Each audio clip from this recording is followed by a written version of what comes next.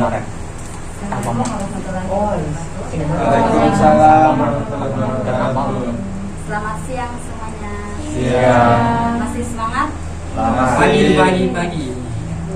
Masih ingat ya tadi tentang yoyonya semangat pagi. Pagi. Yes. Kenapa saya suka yang seperti itu, supaya menambahkan semangat kita. Jangan lesu. Masih ada yang belum semangat juga? Sudah. Ini namanya bimbingan kelompok. Ada yang tahu bimbingan kelompok itu apa? Berbimbing bersama kelompok. Bimbingan kelompok itu adalah suatu layanan bimbingan konseling yang mana kita ini terdiri dari beberapa anggota ya, yang dinamakan kelompok. Yang nantinya di dalam bimbingan kelompok itu kita saling diskusi suatu tentang permasalahan atau topik pembahasan apa nih yang pengen kita bahas, saling mengungkapkan perasaan, mengungkapkan pendapat, bisa apa yang kita rasakan saat ini. Nanti teman-teman yang lain malah menanggapi, kita saling diskusi ya, bahasanya itu dalam bimbingan itu kita mengarahkan yang terbaik lah. Biasanya kalau kita bingung nih, udah mentok di mana, biasanya nggak ada jalan buntu, kita biasanya diskusi, dibimbing lah secara berkelompok supaya pola pikir masing-masing terarah gitu ya. Sudah paham dari sini dulu bimbingan kelompoknya? Tadi yang nanya bimbingan itu ngapain aja? Ya tadi kita saling mengungkapkan pendapat kita, saling diskusi apa yang kita pengen sampaikan gitu ya. Selanjutnya sebelum itu saya ini tujuannya kenapa di sini kita bimbingan kelompok, supaya kita lebih percaya diri, lebih bisa menerima pendapat orang lain. Karena kadang kalau orang yang jarang berkelompok, malas sendiri, dia kadang suka gak menerima saran-saran yang lain. Nah, di sini kita terbuka ya pemikiran kita, terus bagaimana nanti kita bahas pengen apa. Nah, selanjutnya di kami ada kegiatan asas-asas bimbingan konseling. Apa saja asas itu? Ada dasar-dasar yang harus kita taati. Yang pertama ini kerahasiaan ya, apapun nanti yang terjadi, misalnya ada kekurangan dari teman-temannya atau ada kesalahan dalam kelompok sini, kita harus bisa merahasiakan. Terus yang kedua sukarela ya. Di sini ya alhamdulillahnya kalian bisa datang ke sini untuk mengikuti kegiatan bimbingan kelompok ini. Nah, selanjutnya yang ketiga ada keterbukaan. Pastinya kita saling terbuka ya, jangan menutup diri lah. Yang penting apa yang kita pengen ucapkan ya ucapkan saja. Sampai sini sudah bisa dipahami? Bisa kita lanjutkan? Semoga ini kita setiap anggota harus aktif ya, saling bisa berdiskusi dan fokus ya untuk handphonenya atau yang lainnya bisa disimpan dulu biar kita berjalan dengan lancar. Setelah itu sebelum memulai kegiatan, marilah kita berdoa menurut keyakinan masing-masing. Berdoa mulai.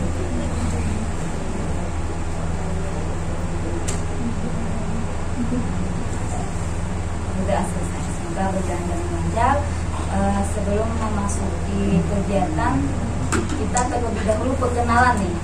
Karena kan tadi sudah saya memperkenalkan diri dan kalian perkenalan, sebutkan nama, terus makanan favorit. Nama misalnya contohnya nama saya Muna, makanan favoritnya bakso. Seperti itu ya. Cuma 2. Terus selanjutnya menyebutkan teman di sebelahnya. Jadi harus konsentrasi nih. Menyebutkan nama sebelahnya, terus makanan favoritnya apa. Siap? Seperti itu? Ya. Jangan yang sulit-sulit ya, misalnya gitu. Saya mulai dulu ya dari saya. Nama saya Muna, makanan favorit bakso. Sebelah kanan saya. Nama saya Diam, makanan favorit bener-bener. Sebelah kanan kita. Nama saya Jackson, makanan favorit saya mie, semua jenis mie.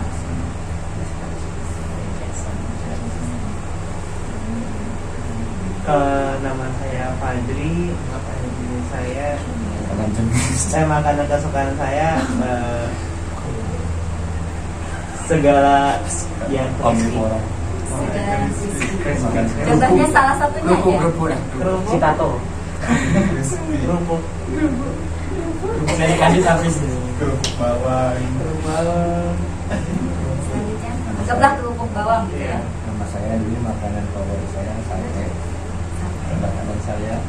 Nama saya Aldo. Makanan favorit saya nasi goreng. Oke. Nggak boleh sama ya. Yo, ingat nanti ditanya.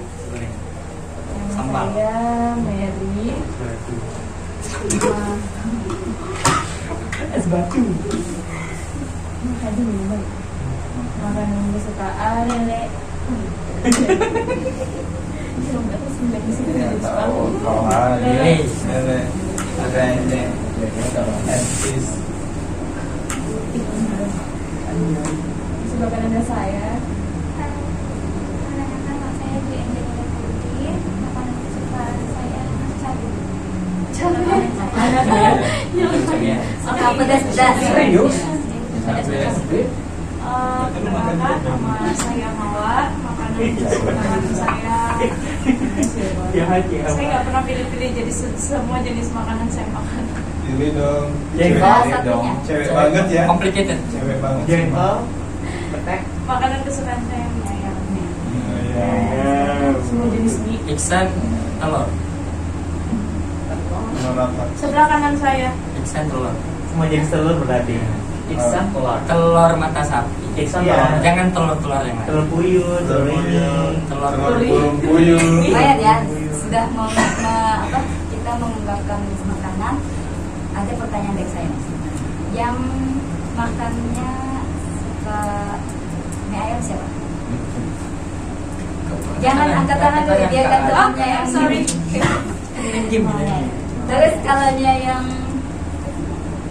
ada dia. Itu lupa. Sate. Sate. Dubi. Ini Konsentrasi masih ingat ya. Kita lanjut nih. Setelah perkenalan, kita akan membahas materi pembahasan. Nah, kalau yang kita sebelum membahas pembahasan, kita sesuaikan waktu dulu ya. Kalau memasuki kegiatan inti, waktunya pengen berapa menit nih? 15 menit, 20 menit? Per orang apa satu kelompok? Sudah kamu 12. 8 menit. Nah, gitu bos. 20. 20 kan Belum Tuhan habis. Baru assalamualaikum udah habis. 20 nggak akan Ada yang lain? Cukup nggak kak misalnya 15? Manut aja. Kalau misalnya 15 Oh ya, cukup. kita sepakati 15 menit 15 ya. saja dulu. Jadi untuk kegiatan di Kalau ini nggak berjalannya nanti 15 menit ya. Kalau habis waktu nanti kita selesaikan dengan tepat. Nah, kita di sini akan membahas tentang apa dulu nih? Ada yang mau bahas apa? Caranya. Jodoh. Dan Mbak Mental disorder. Mental disorder aja.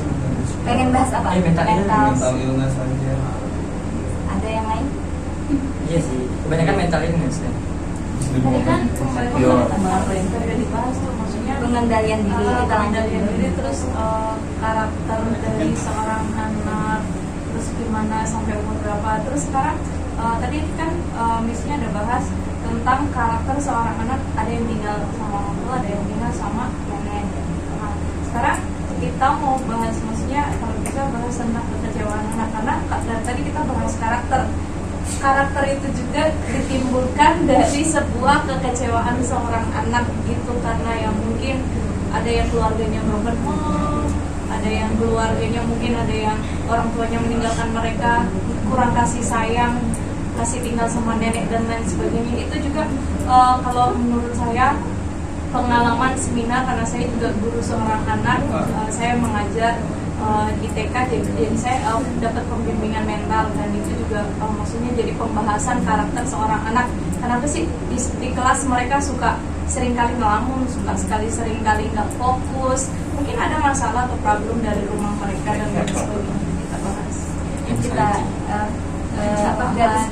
garis besarnya kekecewaan seorang anak. Sepakat semuanya? Ya.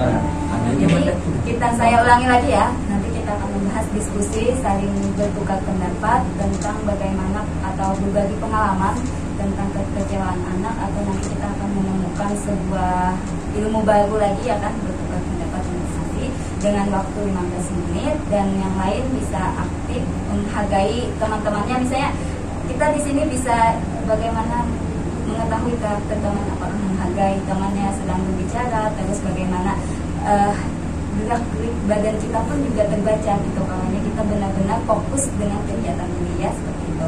Sudah siap? Bersedia? Bersedia. Ya, kita mulai ya. Dari saya dulu, misalnya nih dari kekecewaan seorang anak. Karena kita beda-beda kan. Ada yang anaknya ini agak baperan, terus ada yang anak yang cuek banget, apapun keluarganya berantem apapun. Tapi kita fokusnya ke anak yang baperan, yang sensitif banget, cuma satu kata dia langsung nangis, ada apa, masalah apa gitu ya. Terus pernah nggak atau diri kalian sendiri yang mengalami misalnya kenapa sih kita merasa sedih, terus apa permasalahan yang kita kurang bisa karena kita sering memendam atau apa segalanya gitu ya. Kalau dari saya pribadi gitu, tadi kekecewaan anak, saya menangani kasus itu karena dia ini jauh terpisah dengan orang tua. Jadi pas ketemu orang tuanya itu agak sensitif, karena mungkin kurang komunikasi atau sensitifnya itu orang tuanya cuma menegur, terus dia merasa tersinggung atau apa. Padahal orang tuanya secara baik aja gitu menegurnya. Nah, kita bagaimana sih kalau menurut pandangan kalian kalau ada anak yang punya perasaan seperti perasaan halus ya, perasaan baper gitu, kecewa langsung berubah-ubah. Dan siapa dulu nih yang mau mengungkapkan informasi atau pengalamannya gitu?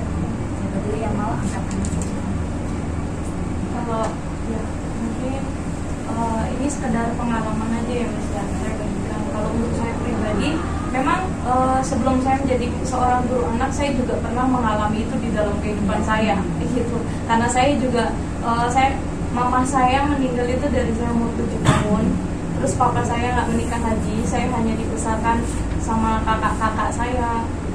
SMP saya tinggal sama oma saya. Jadi yang seharusnya tadi saya dibesarkan full dengan kasih sayang orang tua, kasih sayang mama, kasih sayang papa, kasih sayang seorang kakak-kakak, tapi saya nggak pernah mendapatkan semuanya itu dalam kehidupan saya gitu. Jadi karena saya mengalami hal seperti itu dulunya gitu, dan puji Tuhan sekarang udah karena maksudnya karena memang belajarnya juga di sekolah kita, jadi memang dibimbing gimana sih caranya.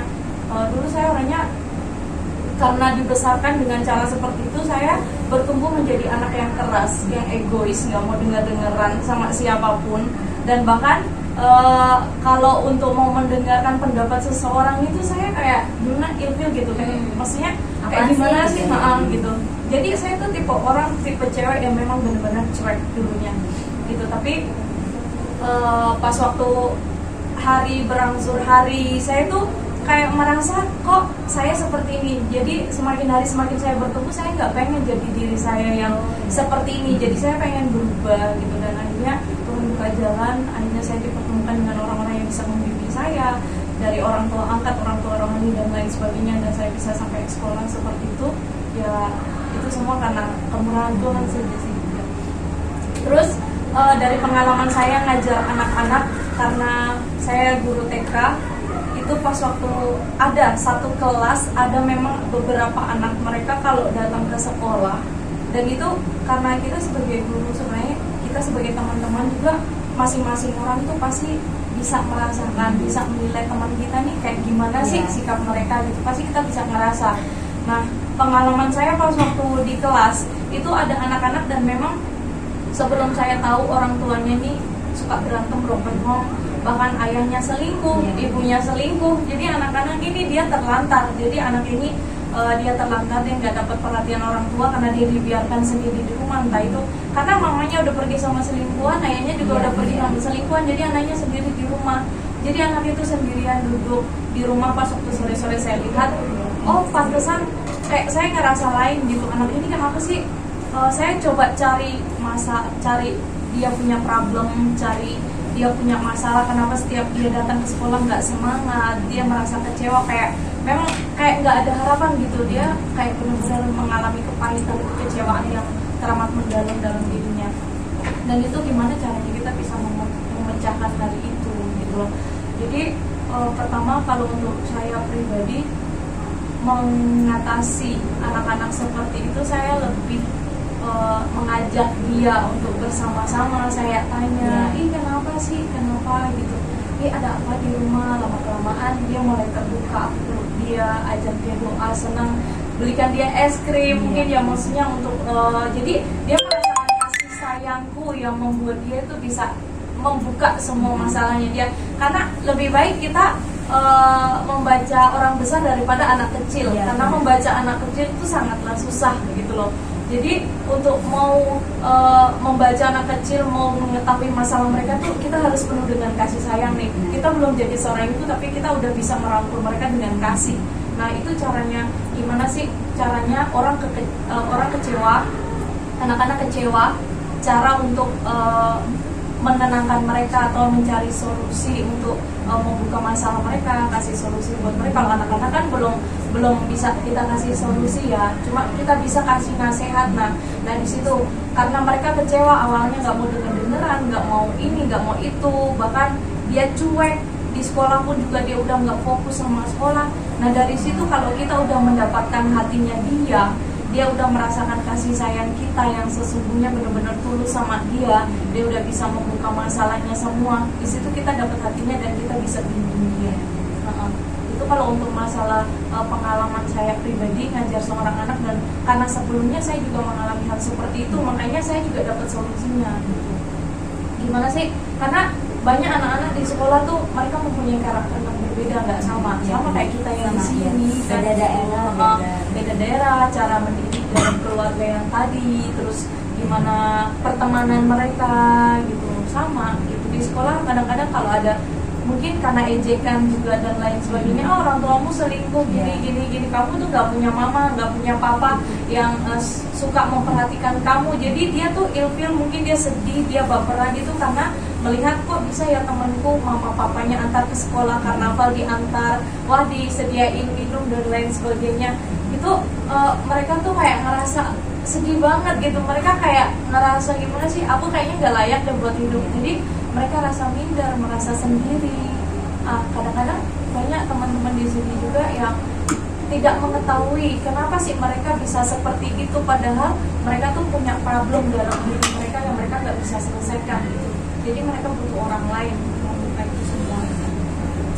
Cukup lumayan ya kita membahas anak ini, karena masa usianya kan nantinya kita ada bayangan nih yang menghadapi bagaimana usia anak. Terus kita kan pernah menjadi anak-anak juga, bahkan pernah punya masa lalu yang lumayan membuat kita berpengaruh ke depannya juga nanti. Nah, kalau dari yang lain apakah ada lagi berbagi? Nah, seperti cerita dari mbaknya tadi, terus yang lain ada pengalaman atau gimana sih kalau kita kekecewaan itu tadi yang disampaikan oleh mbaknya, kita harus benar-benar kasih perhatian, terus benar-benar yang kita kasih makanan atau minuman, kita cerita dulu. Kalau yang lain gimana kalau menangani kita anak-anak lumayan ya, kalau dia kecewa dan akhirnya sudah dewasa, tumbuh dewasa, apa yang terjadi nantinya gitu? Apakah dia memang di lingkungan yang bagus atau dia berada tumbuh besar di lingkungan yang tak terurus misalnya seperti itu, intinya berdampak yang kurang baik juga. Gimana teman-teman, ada bisa dimasukkan atau diskusi kita di sini ingin berbagi pengalaman atau pengen ada sebuah teori atau informasi nih yang saya dapat itu seperti ini, silakan nggak nyangka ya.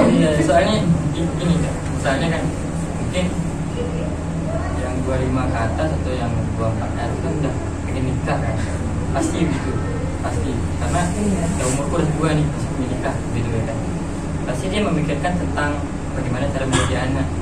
Kalau kayak umur kayak saya nih mau itu pengalaman saya pas waktu 20 tahun bro, itu saya jadi Jadi kalau misalnya kita dalam kecewa Jangan sedih. ya nah ya Jangan nangis dulu. Bisa tuh. Lumayan ya. Kalau misalnya pengalaman pribadi nggak apa-apa. Misalnya cara kayak mbaknya tadi, saya dulu gini tapi akhirnya saya bisa menemukan. Itu sebuah ilmu baru dari kita sendiri. itu yang ilmu kan. Saya kan punya orang tua kan yang berbeda agama kan. Jadi ayah saya itu Muslim, saya kan Kristen. Jadi dalam kehidupan keluarga itu kan berasal juga dari keluarga yang beragama kan. Terus nggak ada walaupun saya sama orang tua selama kecil itu nggak pernah. Jadi saya itu tinggalnya itu sama pembantu doang bilangnya, cuma sama pembantu doang kan. Nah karena merasa kecewa karena pernah dipilih sama teman kan, karena pas waktu Natal itu orang lain sama orang tuanya mereka ke gereja bareng-bareng. Terus pas waktu Lebaran orang lain itu pergi masjidnya bareng-bareng. Terus pada saat itu juga saya masih bingung antara agama saya, karena pada saat itu saya masih mengikuti agama Kristen dan juga saya masuk masjid untuk sholat gitu.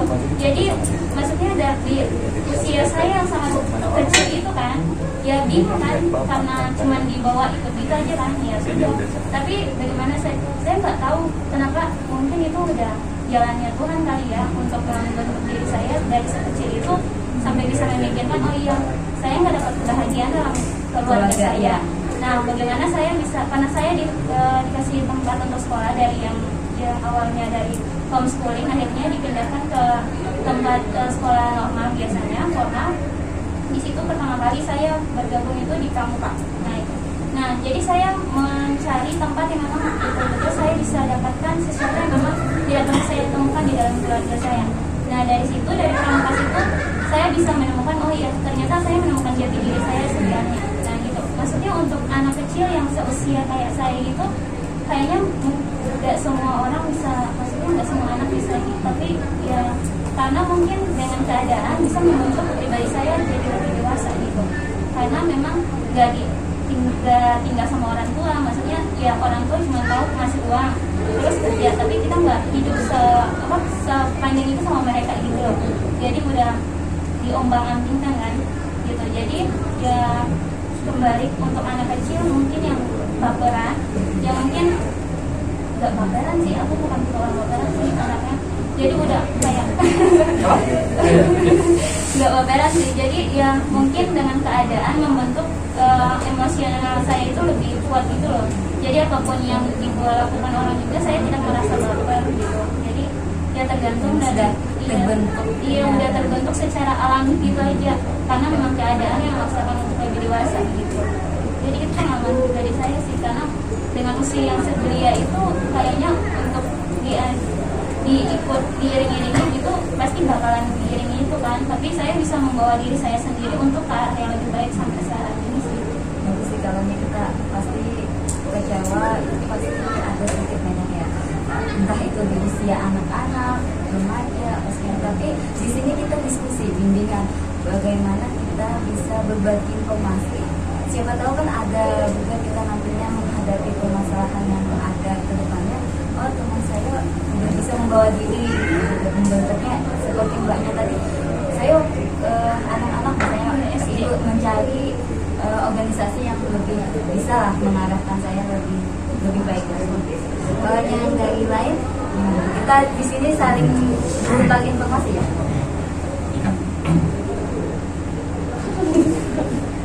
Jadi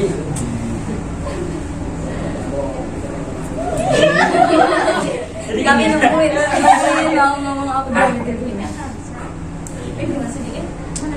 Jadi kan berat ya. Memang berat ya. Karena pertama ya kan. Oh ya. Nah baru terbuka nih. Jadi itu dari kecil tuh kita bisa bilang lah korban tsunami. Oh.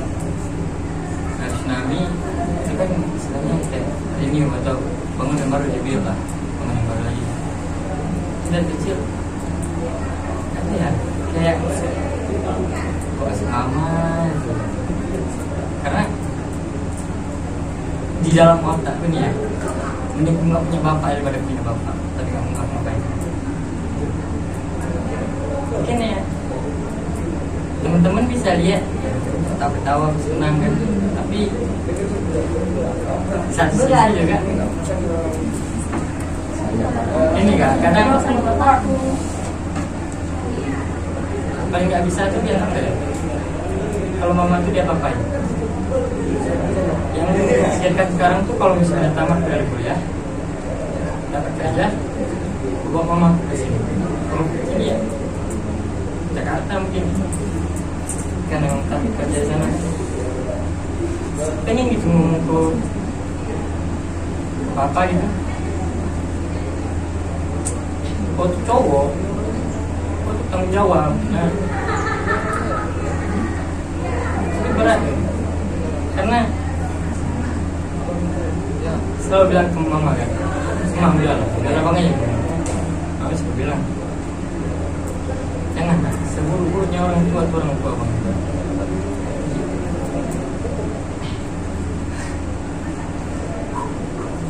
Lumayan ya, agak dalam Ini, Kak. ya terasa. Sampai ada yang aku bilang apa batu mati aja dia kan aku iya emang dari diri kita tahu itu orang tua kita Iya. dan kayak gitu juga kan. Di satu sisi ya udah biar aja karena gini loh,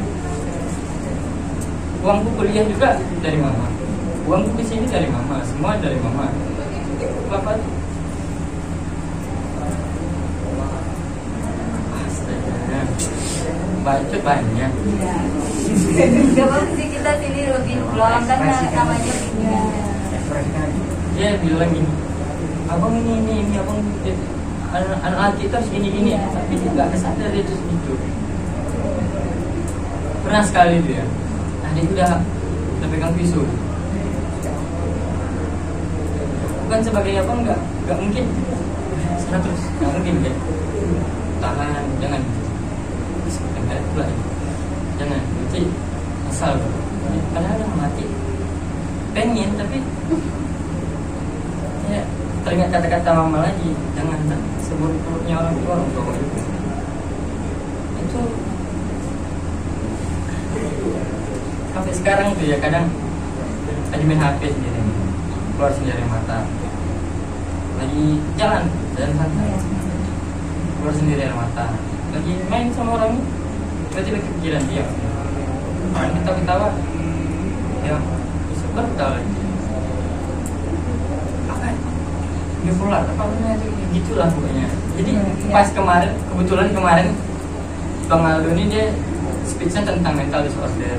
Nah disitulah iya kayaknya tuh salah satu di situ. Pertanyaannya itu gimana cara sembuhin?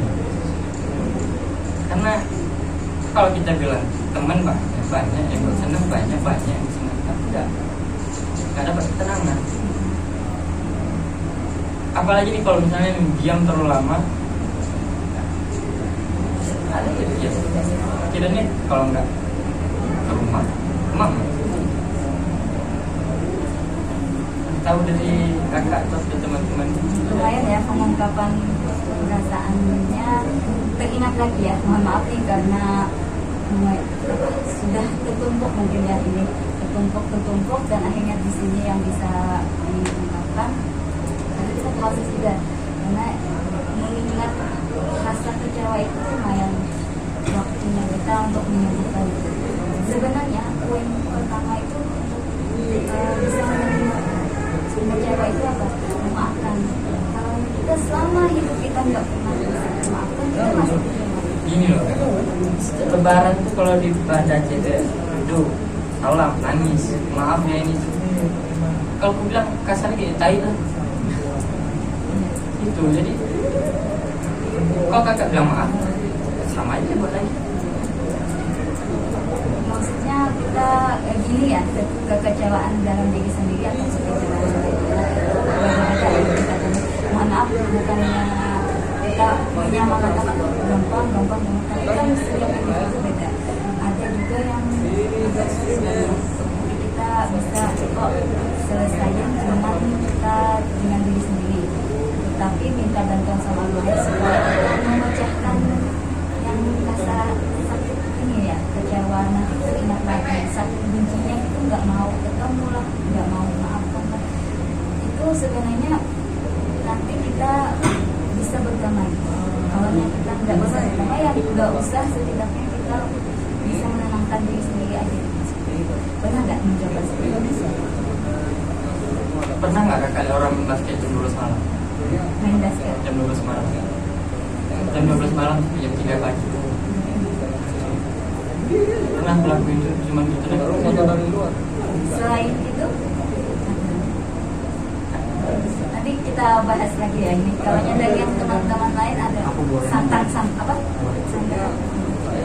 Aku ingin tahu sejauh mana rasa stres kamu atau stres dia yang menjadi masalah. Soalnya aku ingin tahu seberapa dalam, karena itu aku lihat itu sebenarnya ada dampak negatifnya. Biasanya kalau cowok itu kalau udah mengalami seperti itu, karena rusaknya mental di latar belakang, itu dia hal-hal yang bisa otak itu, gimana caranya otak itu nggak mengingatkan itu lagi. Dan kebanyakan cowok itu ke negatif, like pornografi, seks, drug, lebih banyak ke situ. Tapi ada juga yang orang bisa mengendalikan itu dengan olahraga, like it, atau yang apa mungkin ada juga sebagai orang yang apa ya, dia jadi tumbalnya pacarnya. Banyak yang kurang harmonisnya sama pacarnya, itu dampak-dampak itu juga. Aku ingin tahu sih sebenarnya seberapa jauhnya level itu dalam kehidupan kamu, ataukah itu sampai pada dampak negatif. Soalnya aku pernah gitu, tapi aku sampai parah banget, sampai kecanduan.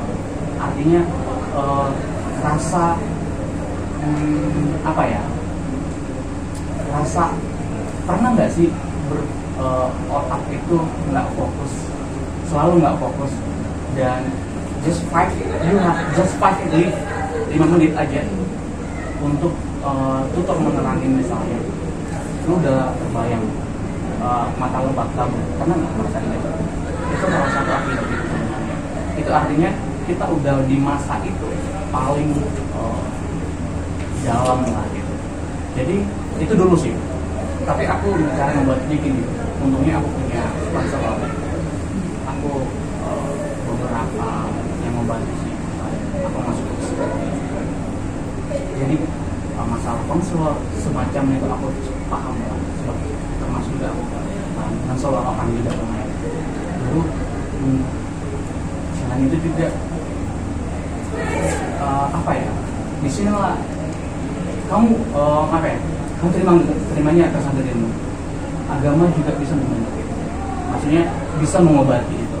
Coba kalau sharing sama agama sendiri. Kalau maksudnya gini cuy, dibilang misi ini tadi kan rasa penerimaan diri itu memang betul, itu sebenarnya obatnya paling apa. Ada teman aku di LC juga, anak IMP juga, dia sharing sama aku, dia sampai makan obat. Serius, dia masih program sekarang, dia sampai makan obat. Aku saran jangan makan obat lagi. Tapi coba cari konselor, nggak mampu cek, nah, mampu. Karena terkadang dokter itu nggak masuk logika, itu nanti suruh konsumsi obat, dan konsumsi obat tahu nggak apa dibuat? Obat penenang dia. Dan itu dari mana? Ya dari situnya kan, bahan-bahannya membuat otak kita itu apa ya, hasil halusinasi itu dikecilkan gitu. Tapi caranya kemarin nggak gitu. Coba ke psikolog, kamu akan belajar di sana banyak. Kalau enggak, kayak aku dulu masuk juga pasti ada toh di Mokle apa ya, ada bagian agama, bagian konselor atau ada kan? Ya. Itu lebih bagus. Ini aku paham. Kalau misalnya yang bawa agama itu ya kurang diacek. Apa yang kurang diacek? Orang pakai jilbab harus. Kalau pakai cadar, dari kecil kita ada dididik agama. Dari kecil kita ada dididik jangan orang tua. Dari kecil kita ada dididik kalau Apa yang kurang? Tapi rasa kamu nggak digang itu, tahu nggak maksudnya digang itu? Mungkin kalau Iya, misalnya lingkungan. kau bilang aku nggak diganggu itu kau salah. Kalau misalnya kau bilang aku nggak diganggu itu kau salah. Enggak, maksudnya bukan digang agamanya, bukan, tapi digang coba cara. Pernah nggak berpikir untuk mengobati diri ini? Kalau nggak mampu di situ ya cari yang lain gitu. Itu Gini loh, aku udah coba berbagai cara nih. Masalah tekanannya itu bukan cuma dari situ aja, banyak tekanan. Ya, keluarga aku satu-satunya yang nggak disukai sama keluarga bapak. Karena mama aku dari kampung. Jadi kalau misalnya kau bilang tentang agama, kuat. Jangan lawan kuat. Hadis-hadisnya aku tahu. Cuman kalau apa ya, ini masalahnya kita udah mendekatkan diri ke Allah, kita berdoa, kita ini itu segala macam. Memang dianjurkan begitu. Cuma misalnya kita berdoa, tapi ada lagi. Kita tuh bukan Nabi Muhammad yang diludah nggak marah. Kita tuh bukan Nabi Muhammad yang dipukul nggak marah, iya nggak apa-apa, biar Allah membalasnya. Enggak, kita bukan model manusia kayak gitu. Kayak kawanku nih, mau dia, kalau bahasa agama malas ya. Iya. Jadi gitulah dia bilang apa advent apa gitu, itulah nama. Tapi dia juga merasakan lawan orang tua, dia juga melawan orang tuanya, dia juga nggak bisa tenangin diri dia. Untuk apa dia advent Sabtu Minggu setiap hari? Kalau kita istilahnya cuman ya sholat tobat, sholat ini, sholat itu, kita banyak sholat sehari 5 hari. Ini cuma Sabtu Minggu setiap hari apa ya? Bimbingan lagi, bimbingan sama orang yang bisa ngomong. Kita ya Allahnya enggak kita enggak. Maaf ya, ini saya potong. Kita saling diskusi dulu. Karena tadi terfokus ke sini ya. Jadi kita ini terbuka secara pemikiran, artinya apapun nanti saran dari teman-teman atau saling berbagi informasi. Karena ini waktunya sudah lebih dari 15 menit, apakah kita bisa dilanjutkan atau teman-teman? Lanjut, maksudnya ini aku mau kasih pengalaman lagi, Kan kita biar dapat aku kasih pengalaman, siapa tahu bro bisa coba. Itu nggak maksa sih, tapi aku cuma kasih pengalaman aku gimana aku menghadapi situasi dan kondisi sama juga seperti dia. Karena aku anak yang terbungsu di dalam keluargaku dari 6 bersaudara. Aku yang paling dibenci sama kakak-kakak aku dibenci sama keluarga aku. Aku dulunya juga stres, bahkan sampai sekarang kalau mau tahu karakter kakak perempuan aku, rumah sebesar itu rumahku, dia kalau teriak sekampung itu bisa dengar semuanya.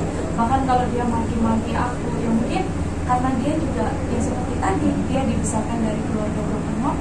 Papa juga dia mendidiknya dengan keras. Namanya bukan didikan tapi siksaan sih kalau menurut aku. Aku dulunya kalau nangis atau apa sampai aku sebesar ini pun, kalau papa marah, papa masih suka mau angkat tangan terus mau pukul. Gimana sih sebagai perasaan anak seorang cewek gitu loh, udah nggak ada mama, papa kayak gitu. Jadi itu sakit banget, apalagi dalam keluarga aku tuh dikucilkan, diberlakukan jelek di antara keluarga aku, jelek di antara kakak-kakak aku. Jadi rasanya tuh memang kayak terluka banget. Yang namanya aku mengalami seperti dia, aku bisa katakan dia mengalami kepahitan hati. Jadi kalau akar kepahitan itu kita nggak bisa cabut, kita nggak bakalan bisa mengampuni. Kita mau mengampuni orang, kita tahu nih kita manusia kan, setiap hari pasti kita akan melakukan kesalahan yang sama sekalipun kita sudah dimaafkan atau sudah memaafkan. Tetapi yang namanya di dalam darah dan daging itu kita tetap yang namanya buat kesalahan. Setiap hari itu nggak akan pernah yang namanya kita nggak buat salah, karena kita yang masih manusia gitu, nggak terluput dari namanya kesalahan. Tapi gimana, aku kembali lagi, ini pengalaman aku ya bro ya, siapa tahu nanti bro bisa terberkati terus bisa mencoba hal ini. Aku kalau mau ngikutin keluargaku, kakak aku yang kondisi dalam keluarga seperti itu, aku nggak akan hidup jadi orang benar sampai sekarang. Di dalam keluarga aku mungkin kehidupan aku akan lebih hancur dari kehidupan orang lain. Cewek bisa saja mungkin dia bisa jadi perempuan yang baik atau apapun, dia bisa jadi perempuan kafe atau apapun, tapi aku mendorong diri aku sendiri, aku kasih semangat. Aku harus buktikan sama mereka bahwa aku bisa menjadi orang yang lebih baik dari mereka. mereka bisa menunjukkan hal sikap kelakuan yang nggak baik. Aku boleh melihat, tapi aku nggak mau sama seperti mereka. Itu kalau aku pribadi. Aku boleh, kalau papaku sudah seperti itu, kakakku, saudaraku, bahkan mereka membenci aku. Kalau mereka seperti itu, mempunyai karakter yang seperti itu, aku nggak mau sama seperti mereka. Cukup aku saja yang mendapatkan perlakuan seperti itu, tapi aku nggak mau melakukan hal itu sama orang lain. Gitu. Aku nggak mau melakukan hal itu sama ke orang lain. Cukuplah aku yang dapat perlakuan seperti itu. Jadi aku mengampuni mereka. Aku belajar untuk memperbaiki hidupku. Aku menunjukkan buat kakakku, buat papaku, buat keluargaku, aku sekarang lebih baik ini. Bahkan sekarang ya, maksudnya puji Tuhan, karena aku berpikir gini, aku nggak bisa menuntut mereka untuk berubah kecuali diri mereka sendiri. Papa aku nggak bisa menuntut papa aku buat berubah. Pak udah tua, nggak boleh gini. Papa kalau aku dorong ngomong kayak gitu, dia bukan tambah berubah, malahan dia, kamu kok anak-anak kamu ngomong kayak gitu sih sama orang tua gitu. Otomatis aku nggak bisa dong paksa papa aku buat berubah. Aku nggak bisa dong bilang, Mbak seharusnya jadi ganti mama, sampean itu bisa jadi lebih baik, bisa didik aku, bisa ngerangkul kita nih saudara-saudara dikasih kumpul. Seharusnya aku ngomong kayak gitu sama dia, tapi bukan berarti nanti dia bisa terima aku, malahan dia jengkel, kok kamu adek kamu ngomongnya kayak gitu. Nah sekarang karena jawaban mereka, aku udah tahu karakter mereka. Sekarang aku kembalikan lagi sama diri aku sendiri. Aku kembalikan diri aku sendiri. Kalau mereka udah nggak mau berubah, berarti aku yang harus berubah sendiri.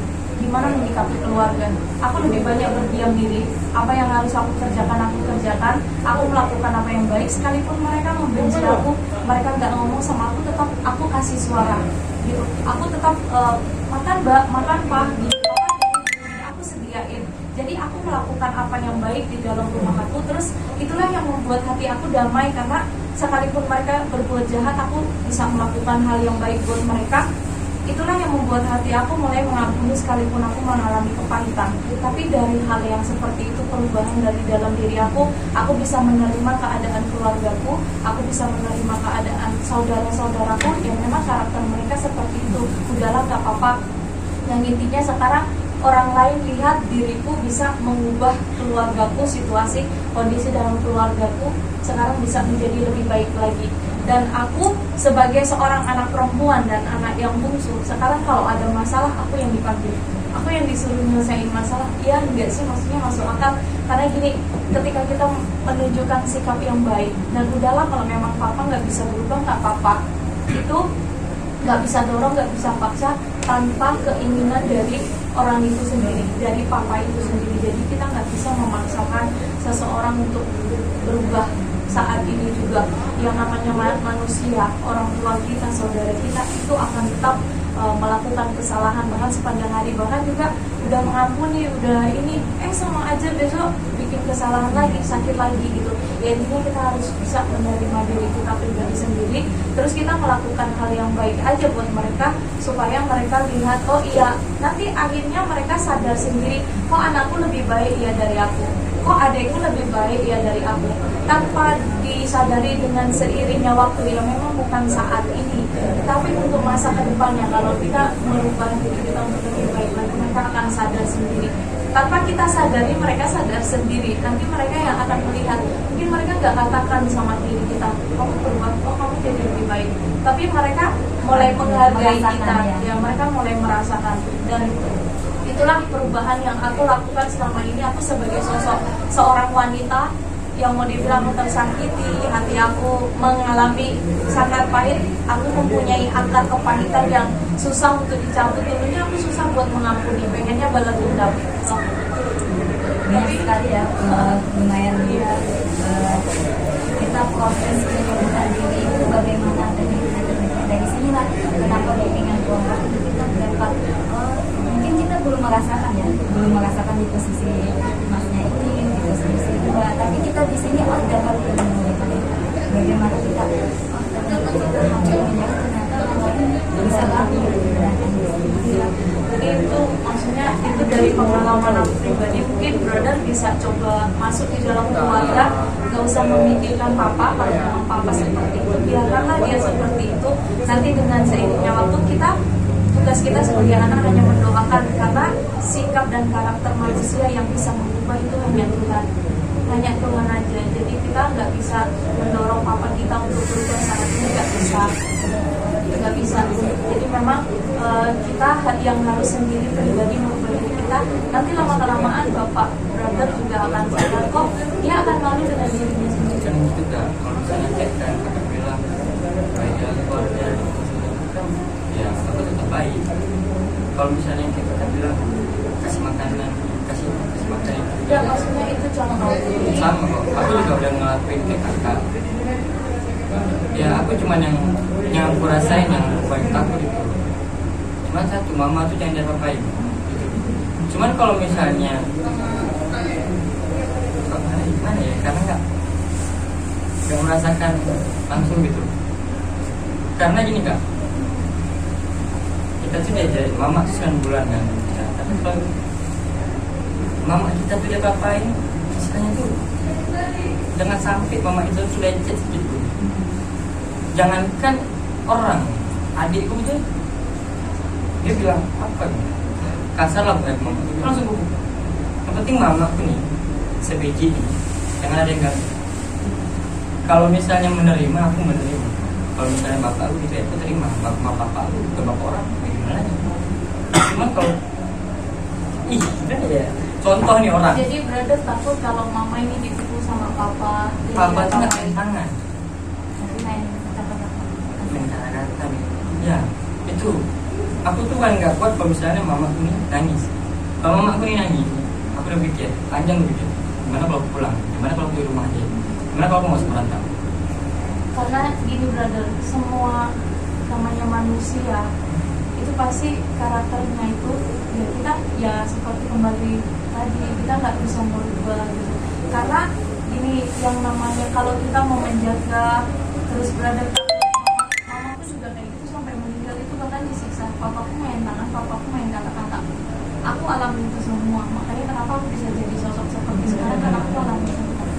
Nah dulunya aku tuh bukan apa, kalau anak-anak mau dipukul bahkan kepalanya mau dipukul pakai batu itu separah apa coba. Ayah seperti apa yang ayah seperti itu, mamaku dipukul, kakakku yang cowok di Kalimantan dia seperti kayak brother juga. Jangan sampai mamaku nangis, jangan sampai mamaku seperti ini, tapi namanya seorang ibu dia akan berjuang. Kita kembali lagi ya ke pembahasan yang kita kasih kecewa pada diri sendiri atau kepada anak. Nah kalau ini permasalahannya tadi banyak lumayan yang lain mendengarkan, yang lain bisa juga bertukar pendapat atau memberikan pengalaman hidup yang bisa mungkin tidak yang bisa kita terapkan dalam diri kita atau orang lain gitu. Yang setidaknya kita punya wawasan, oh nanti kita cara menanganinya seperti ini. Nah, untuk nanti permasalahan yang mau dilanjutkan secara individu khusus bisa kalau secara forum ini kita bahas untuk ke garis besarnya nanti. Nah, saya mengibaratkan rasa kecewa itu adalah luka ya, kecewa, sakit hati, terus apa. Nah, luka itu saya misalnya luka di tangan ya, berdarah-darah, terus kan perlu cepat nggak selesai sembuhnya, pasti pengen apa nih, kasih obat ini, sudah berbagai usaha, kok nggak sembuh-sembuh, tambah sakit lagi kan. Kalau kita memikirkan kok nggak sembuh-sembuh, tapi kalau kita dengan mengikuti kita rawat dengan apa sakit hati diri kita ini batin ya sebenarnya. Tadi mohon maaf ya kalau membawa tanda kutip agama atau itu kan mungkin secara pribadi masing-masing pengobatannya bisa juga, tapi ada juga yang pengobatannya secara batin psikologinya, gimana mentalnya, positifnya. Kalau luka di dalam ini lumayan agak apa ya, lumayan perlu waktu sembuh. Tadi ibaratnya kayak kita luka aja kan setelah luka berdarah sudah habis kan darahnya karena sudah terbiasa, karena sering sudah luka apa segalanya sudah terbiasa. Terus setelah luka ini apa? Pasti ada bekasnya kan? Nah bekasnya ini kalau kita terus kita maafkan, terus kita rawat aja pastinya nanti akan mudah. Tapi kalau kita semakin benci, kenapa sih ini masih luka semakin menghitam, semakin membesar lukanya, kembali lagi berdarah. Nah itu seperti permasalahan kita. Kalau kita ini apa ya, tujuannya itu pengennya kesembuhan ini apa kita memikirkan dengan rasa kecewa kita. tidak menyangkut permasalahan siapa-siapa ya, ini karena kita bimbingan menyampaikan informasi saja. Terus nanti kita diskusi.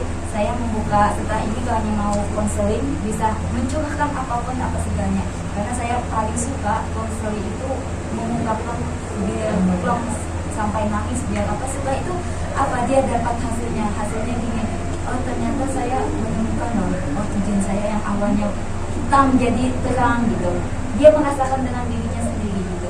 Kalau yang secara kelompok ini mungkin ada yang menjadi pendengar, ada yang menjadi bisa memberikan informasi, dan teman-teman yang lain misalnya di sini pengen nih di pikiran kita pengen mengungkapkan, silahkan aja angkat tangan. Menurut saya seperti ini, kita kan saling menerima diri. Nah jadi ini mau diakhiri ya, karena kita nanti mau berlanjut lagi, silahkan bisa ada handphone semuanya, bisa nanti dicatat kalau mau menghubungi saya lewat online, atau kami masih sampai siang di sini kalau mau konsultasi lagi. Nah inti dari kita tadi rasa kecewa pada anak atau kekecewaan pada diri sendiri atau apapun itu rasa yang kita pernah alami atau yang belum kita alami, setidaknya kita bisa antisipasinya dulu ya, karena ini manusiawi ya, kita benar, kita bukan yang sempurna nabi dan segalanya gitu, kita manusiawi, hal yang wajar, karena perasaan ini kita ada, tapi kita kembali lagi ke materi yang pengendalian diri tadi. Intinya dari yang saya sampaikan ini, kita belajar berdamai pada diri sendiri. Bagaimana sih cara berdamainya itu? Kita cari terus enaknya itu gimana? Terus kalau itu memaafkan, bukan yang maaf dari yang kita saling memaafkan ini, memaafkan diri sendiri, bukan masalah salah dengan orang lain. Sebenarnya kita memaafkan orang lain gampang, tapi yang paling sulit itu memaafkan diri sendiri. Kita selalu menyalahkan, kita selalu nggak menerima atas diri seperti itu. Terus kalau yang kita selalu memaafkan, kita bersyukur karena sudah di titik ini kita dibesarkan seperti ini, walaupun kita flashback lagi ya kejadian apa, ingat lagi, terus kita ingat lagi bersyukur intinya. Itu saja sih yang dapat saya sampaikan. Mohon maaf ya kalau yang nggak ada nih teman-teman yang masih belum ada kesempatan untuk mengungkapkan informasi, hanya beberapa orang saja tadi yang seharusnya kita harus bisa semuanya aktif, tapi kita waktunya sudah hampir 40 menit waktunya, karena sangat antusias nih. Nanti ya kalau yang mau yang khusus individu silahkan konseling secara pribadi biar kita plong atau sebagainya. Ada saran atau gimana, ini kita lanjutkan, atau ada yang mau menyimpulkan lagi dari yang saya sampaikan atau dari teman-teman, inti dari pembahasan dari kita, Mbak? Bentar ya. Dari sini tuh silakan mengambil inti ya. Aku kan bahas yang dua, tapi dari yang disampaikan oleh di sini juga pernah nggak sih mengampuni, tapi bukan mengampuni kayak maaf gitu Diri sendiri ya, diri sendiri dan juga papanya gitu selalu. Tapi maksudnya mengampuninya tuh tulus ikhlas atau Tulus ikhlas. hanya bilang aku ngampuni apa gitu. Apapun kesalahan orang tua pasti terus. Oke gini, aku punya pengalaman, tidak lama ya. Jadi 2 tahun lalu itu aku kecelakaan di Makassar, itu parah banget, dan itu tabrak lari. Sampai sekarang orang itu belum ditemukan. Nah terus otomatis lah, namanya keluarga, namanya aku pribadi, dan hari itu besoknya itu aku bakal ke Surabaya kan, mau ngambil aku sekolah lah. Nah secara manusia pikiran tuh gini loh, kamu tuh udah ngerusak hidupku gitu loh, kamu tuh udah ngerusak masa depanku. Dan di waktu itu aku hampir mati beneran. Itu tensi darah itu udah sampai 60 atau 40 gitu, pokoknya udah drop banget. Terus dokter bilang udah harus operasi waktu itu. Cuma waktu itu aku lupa waktu itu kenapa, jadi ditunda ke pagi. Tapi paginya waktu itu nggak jadi operasi, tapi nanti di ICU. Itu sama sekali nggak bisa gerak, tangan nggak bisa gerak, kaki nggak bisa gerak. Ada sesuatu di sini mau aku ambil nggak bisa. Nah dalam pikiran seorang manusia, kamu udah ngerusak hidupku, aku udah hampir mati, masa depanku ini udah nggak jelas kan, bisa aja nih ada yang patah di kaki, di otak mungkin ada yang sudah mungkin salah di syarafnya, ada yang rusak. Itu secara manusia paling marah, sangat marah. Tapi entah saat itu nggak ada pikiran sama sekali ke si pelaku, nggak ada pikiran mau cari, nggak ada pikiran mau apa, tapi lebih ke mengampuni orang itu dan hilangin orang itu dari pikiran. Artinya jangan terlalu fokus ke orang itu, jangan terlalu fokus ke masalah kita, tapi fokus ke sesuatu yang lebih positif. Fokusnya ke fokus ke penyembuhan. Dan puji Tuhan dokter bilang penyembuhan itu yang paling cepat. Waktu itu tulang nggak patah, otak nggak ada yang rusak, apa lagi ya? Cuma emang waktu itu livernya luka, terus ada beberapa bagian yang luka, tapi nggak, aku juga nggak tahu kenapa tuh yang sakitnya cuma liver doang, ada luka di sini, dan segala macam. Jadi intinya fokus ke sesuatu yang positif. Kalau kamu fokusnya ke papa kamu, nanti kamu nggak bakalan maju. Kalau kamu fokus ke keburukannya dia, kamu nggak bakalan maju gitu lah. Dalam pikiranku itu apapun yang pelaku itu lakukan, itu nanti dia akan dapat bagian dari Tuhan. Pembalasan itu adalah hak Tuhan gitu loh. Jadi kita jalani aja hidup kita yang mengarah ke sesuatu yang positif. Kalau kita terlalu fokus ke sesuatu yang negatif, kita nggak bakalan maju pun paling kayak situ gitu loh, nggak bisa cepat. Intinya mengampuni dan harus terus dan fokus ke sesuatu yang positif. Saya dari pengalaman dari mbaknya tadi, benar-benar harus kita fokus pada apa yang kita kedepannya, jangan ke orang lain. Yang lain sudah cukup ya, ada lagi ya. Baiklah, untuk bimbingan kelompok ini kita akhiri saja. Semoga dapat manfaatnya ya, dan kita dapat ilmu juga. Kalaunya pun sedikit gitu, kalaunya kita bisa menegakkan ke depannya atau bisa penyembuhan untuk diri kita sendiri. Untuk mengakhiri bimbingan kelompok ini, mari kita berdoa menurut keyakinan berdoa.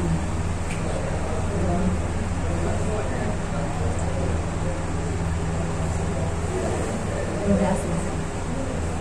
Dan sebelum mengakhiri, saya datang yang ingin menyampaikan kesan dan pesan dari bimbingan kelompok yang dulu yang mendengarkan tadi, kesan dan pesannya nanti bagaimana bimbingan kelompok ini. Yang lain, Mas ke yang ini pesannya dalam kita bimbingan ini.